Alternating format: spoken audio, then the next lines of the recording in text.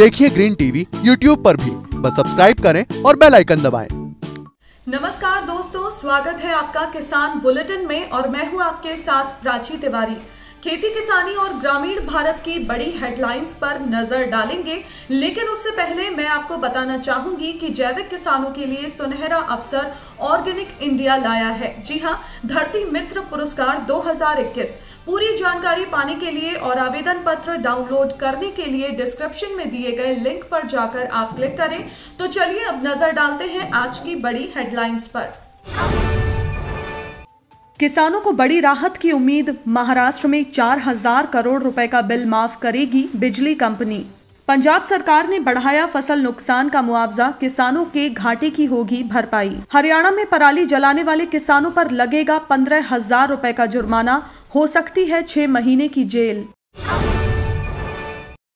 महाराष्ट्र के किसानों को बड़ी राहत मिलने की उम्मीद है। राज्य की बिजली कंपनी ने 12 लाख से अधिक किसानों का 4,000 करोड़ रुपए का बिल माफ करने का ऑफर दिया है। अगर इसे स्वीकार कर लिया जाता है तो किसानों को बिल नहीं जमा करना पड़ेगा। Maharashtra state electricity distribution company limited ने कहा है कि पश्चिमी महाराष्ट्र के किसानों पर कुल 8,000 करोड़ रुपए का बिजली बिल बकाया है। अगर किसान अपने बकाया बिल का भुगतान करते हैं तो 50% तक की उन्हें छूट दी जाएगी।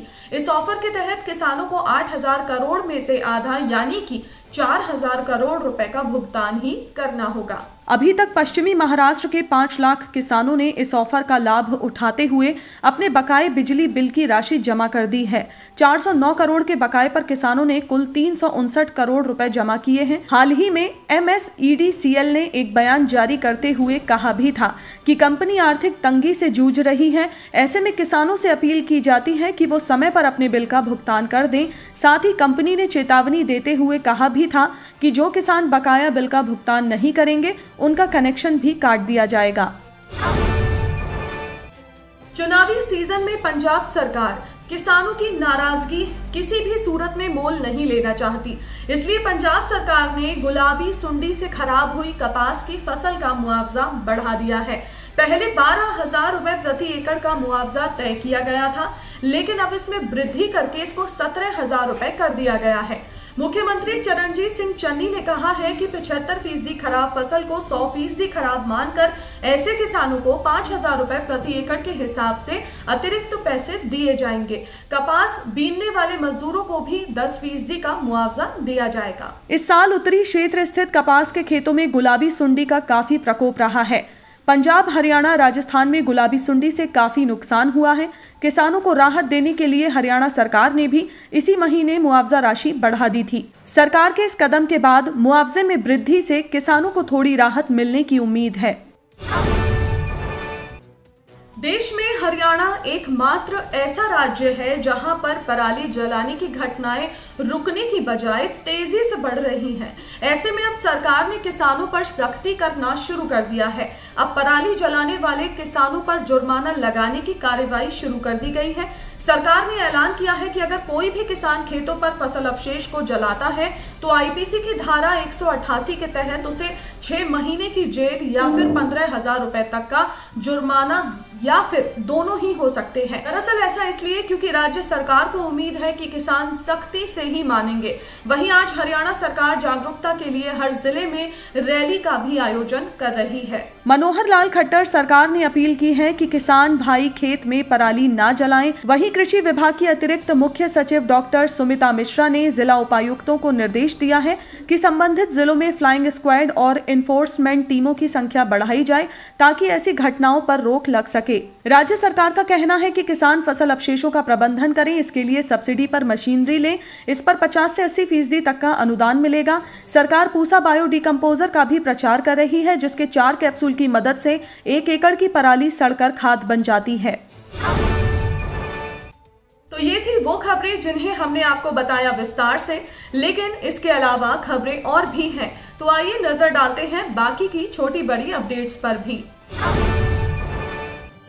चौधरी चरण सिंह हरियाणा कृषि विश्वविद्यालय ने किसानों के लिए विभिन्न फसलों की उन्नत किस्मों के विकसित करने और उन्हें अधिक से अधिक किसानों तक पहुंचाने के लिए धानुका एग्रीटेक लिमिटेड के साथ समझौता किया है।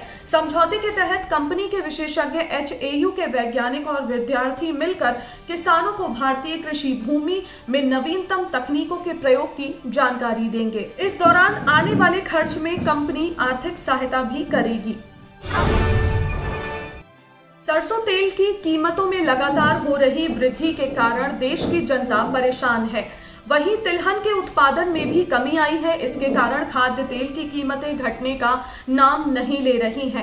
पर रांची स्थित बिरसा कृषि विश्वविद्यालय के वैज्ञानिकों ने सरसों के एक ब्रीड का आविष्कार कर लिया है, जिससे सरसों तेल के बढ़ते दाम से राहत मिल सकती है।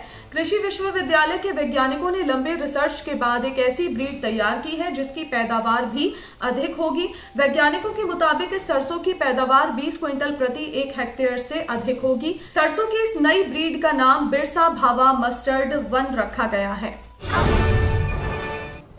चौधरी चरण सिंह हरियाणा कृषि विश्वविद्यालय की ओर से रबी फसलों के लिए मेले के आयोजन के बाद भी बीजों की बिक्री जारी है। इस समय विश्वविद्यालय में गेहूं, चना और जौ की फसलों के फाउंडेशन और सर्टिफाइड बीज उपलब्ध करवाए जा रहे हैं।